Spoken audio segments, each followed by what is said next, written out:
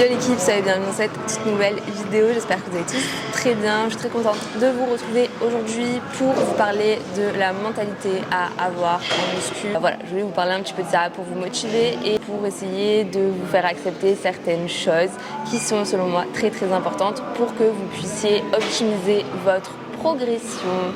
Donc on va commencer tout de suite. Si cette vidéo vous intéresse, n'hésitez pas à mettre un gros like, vous pouvez mettre tous les commentaires que vous voulez et n'oubliez pas de vous abonner à ma chaîne si jamais ce n'est pas encore fait. Je vous poste une vidéo par semaine tous les jeudis à 16h comme vous le savez bien. La première chose qui est pour moi la plus importante et qui est aussi la moins maîtrisée, on va dire, par la majorité des personnes, c'est vraiment de s'entraîner fort. La majorité des personnes ne s'entraînent pas assez fort à la salle, s'entraînent même mal. Le tout, c'est pas d'avoir un programme parfait, ça ne fait pas tout, il faut aussi bien l'exécuter. Et c'est vraiment un point sur lequel j'essaye d'insister au maximum avec les personnes avec qui je travaille en coaching en ligne, parce que malheureusement, la première contrainte du coaching en ligne, c'est effectivement le fait de ne pas pouvoir être présent, de ne pas pouvoir pousser l'athlète dans ses retranchements, on va dire, lors de sa séance, alors que c'est vraiment quelque chose de capital. Donc personnellement, si vous travaillez avec moi ou si vous avez déjà travaillé avec moi en coaching, vous le savez, j'essaie de mettre en place des petites choses, des petites astuces pour que vous puissiez essayer de vous surpasser de semaine en semaine, d'une séance à l'autre. Mais en tout cas, voilà, même s'il est très important d'avoir un programme personnalisé, adapté à ses objectifs et à soi-même, c'est très important et encore même plus important d'avoir la mentalité et la hargne nécessaire pour aller s'entraîner. Ce que je veux dire par là, c'est que si vous voulez avoir des résultats et tirer des résultats des séances que vous allez faire, optimiser le temps que vous passez à la salle et ne pas vous entraîner en perdant du temps, il va falloir mettre de l'intensité. En général, les charges, ce n'est pas quelque chose qu'on va préciser dans un programme personnalisé, puisque c'est vraiment propre à chacun, propre à sa forme du jour, propre à plein de petits facteurs qu'on ne peut pas forcément anticiper. Mais ce qui est le plus important, c'est donner le maximum à chaque séance en fonction de sa forme du jour. Donc, tout d'abord, se préparer mentalement. La préparation mentale, c'est quelque chose d'extrêmement important. Si vous arrivez sur votre gros exercice de la séance, les mains dans les poches, c'est sûr que ça va paraître très difficile et que vous n'allez pas pouvoir vous surpasser dessus. Je parle en connaissance de cause. Sur quand même la bonne majorité des exercices de la séance, il faut arriver et être prêt mentalement à vouloir se surpasser, à vouloir faire mieux que la séance précédente. Les gens se restreignent eux-mêmes en se disant je dois faire 12 répétitions et s'arrêtent à la 12e, alors qu'en fait ils sont largement capables d'aller jusqu'à 20. C'est un facteur limitant à la progression, mais un énorme facteur limitant, vraiment. Adapter la charge en conséquence. Il faut que la charge soit adaptée pour que la dernière répétition soit extrêmement difficile. Il faut se repousser sans cesse. En coaching, je le vois, je suis quelqu'un qui a déjà réalisé une séance et que par la suite, je l'accompagne sur cette séance-là. Quand je le pousse, en fait, il est capable de faire 5, 6, 7 répétitions de plus. On s'économise naturellement. Donc, il faut sans cesse être la personne qui nous permet et qui nous pousse à nous surpasser. Vraiment, à chaque séance, vouloir faire la guerre, vouloir se surpasser et vouloir tout donner pour essayer de faire mieux que la fois dernière. C'est vraiment, selon moi, la clé qui va vous permettre de progresser à un tout autre niveau. Très important de le prendre en compte et de ne pas arriver à la salle les mains dans les poches au risque de perdre 2 heures, clairement, de votre journée. Ça ne veut pas forcément dire que la séance d'aujourd'hui devra être effectuée avec des charges forcément plus lourdes que la séance de la semaine dernière. En revanche, elle devra être exécutée à une intensité qui vous paraît tout aussi importante, voire plus importante que lors de la séance de la semaine précédente. Voilà, ça peut varier en fonction de votre qualité de sommeil, de ce que vous avez mangé, etc. Et c'est pour ça qu'il est important d'essayer de faire au mieux à ce niveau-là, d'essayer d'optimiser, d'améliorer votre sommeil et d'améliorer votre nutrition aussi, parce que si vous êtes à la salle et que vous regardez cette vidéo, c'est certainement que vous avez envie de prendre du muscle. Optimisez les petites choses sur lesquelles vous avez de l'emprise, sur lesquelles vous pouvez agir. Donc améliorez votre sommeil, essayez de manger mieux, plus sainement, de manière plus adaptée. Prenez un coach si vous en avez besoin. Je vous propose des coachings personnalisés. Vous pouvez me contacter sur Instagram, je sors bientôt mon site internet. En tout cas, trouvez votre équilibre en fonction de vos propres objectifs et ne vous mentez pas.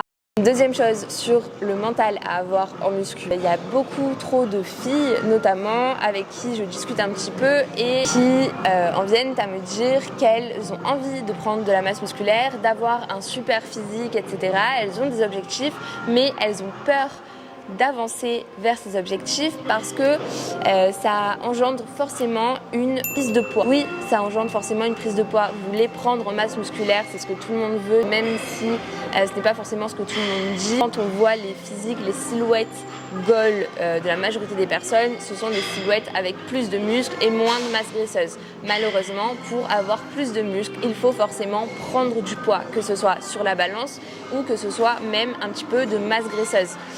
Déjà, la balance, on s'en moque, ce n'est pas censé être votre objectif. Sur la casquette, là, il n'y a pas écrit le poids que je suis en train de peser actuellement, donc on n'en a rien à faire. Ce qui est important, c'est votre look, vos objectifs et la façon de laquelle vous acceptez votre corps. Il faut que vous travaillez sur vous-même la majorité du temps. Je vais vous montrer ma photo là d'il y a 3 mois et une photo de mon physique actuellement. Pour atteindre ce physique-là sec que j'apprécie vraiment beaucoup et qui je trouve me va très bien, j'ai dû passer par ce type de physique qui, avec de recul, me paraît beaucoup plus gras, etc. Mais c'est normal. D'abord, à ce moment-là, je me sentais tout à fait bien dans ma peau, je me sentais forte, je me sentais belle. Voilà, j'acceptais mon corps en fait parce que simplement je m'en détache. On en parlera juste après.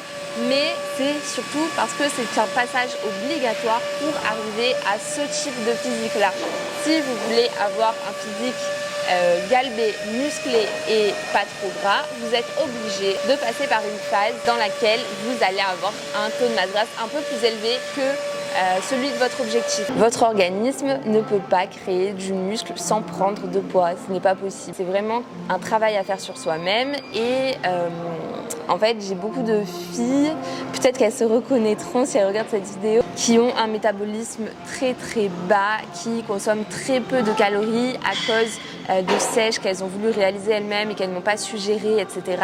Se retrouvent avec un apport calorique beaucoup trop faible par rapport à celui qu'elles devraient avoir pour avoir assez d'énergie pour faire des séances super intenses, pour pouvoir se surpasser, pour pouvoir nourrir leurs muscles et leur corps, pour pouvoir avoir bien simplement une fonction cognitive qui fonctionne à la perfection, etc.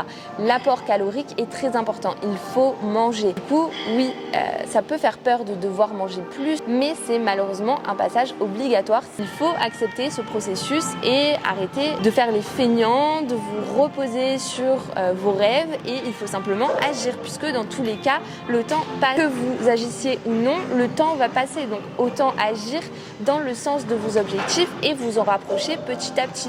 Clairement, je pense que en réfléchissant 10 secondes, ça paraît évident. Attention, une prise de muscle nécessite une prise de masse, mais pas une prise de masse comme vous l'entendez. Évidemment, qu'en prenant du muscle, vous prenez de la masse. C'est la même chose, de la masse musculaire.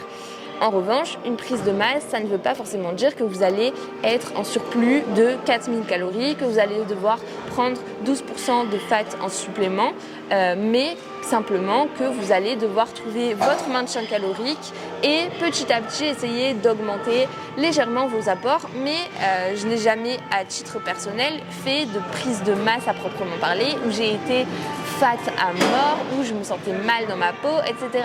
Encore une chose dont je voulais vraiment parler, c'est de se détacher du physique si vous avez des objectifs physiques. C'est très contradictoire, mais je pense que c'est le chemin nécessaire vers un mieux-être psychologique et un mieux-être physique. En gros, vous avez vos objectifs physiques, vous avez très envie d'avoir une silhouette galbée, musclée, sèche, etc. Vous savez tout ce que ça engendre et tout ce que ça nécessite pour y arriver. Vous avez le plan, vous avez fait appel à un coach, vous avez élaboré votre programme et votre plan d'action, tant au niveau de la diète que des entraînements, que l'amélioration de votre sommeil, etc. Et vous savez que pour atteindre votre objectif, ça va vous prendre beaucoup de temps, beaucoup de mois, voire beaucoup d'années. Parce que le processus de la muscu, c'est un long processus qui demande de la patience, de la discipline et de la rigueur aussi, mais surtout de la patience. Il faut être discipliné sur du moyen long terme. Clairement, ça, je pense que c'est quelque chose dont vous avez conscience et il faut que vous l'acceptiez pleinement. Il faut accepter que ce processus est long et que vous allez devoir intégrer certaines actions à votre routine pour la vie en fait. Il faut accepter ça et essayer, justement c'est le travail qu'un coach fera pour vous si vous avez du mal avec ça et qu'évidemment je peux faire pour vous avec plaisir, d'adapter les habitudes qui vont vous permettre d'atteindre votre objectif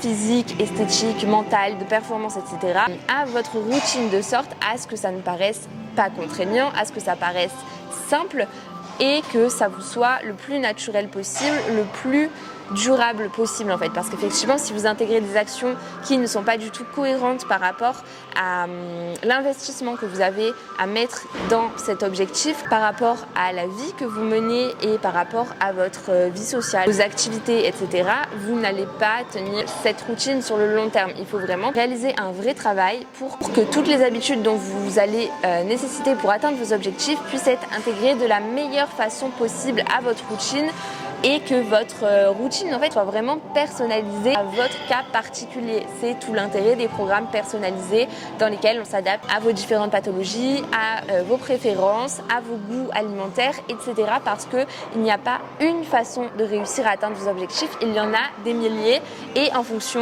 de plein de facteurs, on va pouvoir trouver la meilleure combinaison qui vous convient à vous et qui vous permettra de durer simplement pour atteindre vos objectifs. Si durer c'est quelque chose de très important, ce qui est très important aussi c'est de vous détacher de votre physique.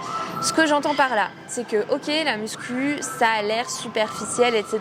Mais si vous savez à quel point je me sens détachée de mon physique et que je ne m'attarde pas tellement sur les résultats, hormis ces derniers mois parce que je suis en prépa et j'ai des objectifs très précis avec des échéances très précises et que c'est un cas un petit peu particulier, c'est de la compétition, c'est extrême. En temps normal, je suis vraiment détachée de mes résultats physiques puisque je sais qu'en suivant le plan que j'ai élaboré, sur le long terme, mon physique va forcément suivre et les résultats vont forcément arriver. Il ne faut pas se borner à chercher la moindre évolution, à chercher le moindre gramme qui a augmenté ou diminué sur la balance. Tout ça, on s'en moque. Ce qui compte, c'est simplement de suivre le plan sur le moyen long terme. Et un beau jour, vous allez vous rendre compte que votre physique a complètement changé, s'est transformé et qu'en fait, votre physique vous plaît, vous vous sentez bien à l'intérieur, etc.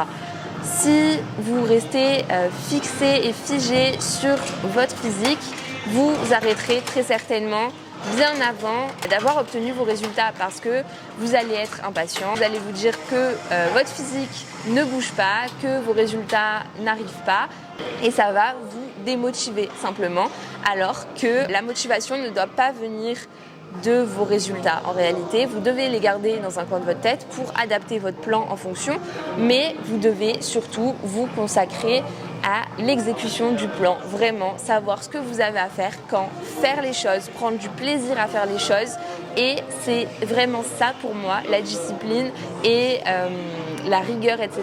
C'est se concentrer sur le processus, trust the process, c'est pas compliqué, vous l'avez entendu des milliers de fois. C'est vraiment le principal, je dirais même que c'est le plus important des tips que je vous donne, c'est vraiment de vous détacher de votre physique. On s'en fiche, personne ne va vous juger si vous prenez un petit peu de masse grasse et s'ils vous jugent, c'est qu'ils n'ont rien à faire dans votre vie. On s'en moque, détachez-vous de votre physique. C'est vraiment le cas précis des personnes qui sont en reverse diet, comme j'en parlais tout à l'heure, qui ont un apport calorique beaucoup trop faible par rapport à celui qui leur correspondrait de façon idéale par rapport à leurs objectifs, leurs activités, etc., qui doivent se forcer à manger de plus en plus progressivement pour pouvoir retrouver un apport calorique convenable, une énergie convenable, un fonctionnement du physique convenable et pour ensuite repartir sur une vraie perte de poids, une vraie sèche si nécessaire parce que c'est même pas nécessaire. La société nous dit que c'est bien d'avoir un corps sec, etc. Mais si le corps dans lequel vous vous sentez bien, c'est le corps dans lequel vous êtes performant, avec lequel vous avez un bon équilibre alimentaire et que ça demande d'être à 19% de masse grasse au lieu de 13% de masse grasse, c'est pas un problème. Tant que vous n'êtes pas en mauvaise santé et que votre taux de masse grasse est tout de même convenable, normalement il n'y aura pas de problème étant donné que plus vous allez vous sentir à l'aise dans votre corps, plus vous allez pouvoir faire d'activité, plus vous aurez envie de faire d'activité parce que vous vous sentirez bien mentalement. Ce sont deux choses qui vont ensemble, le physique et le mental, la psychologie. ça va vraiment ensemble et faire du bien au physique, c'est faire du bien au mental. La confiance en soi peut venir du physique, mais la confiance en soi psychologique peut vraiment impacter énormément sur le physique et c'est réellement le cas. Donc mon meilleur conseil, c'est d'avoir des objectifs physiques, mais de vous détacher de votre physique. Voilà.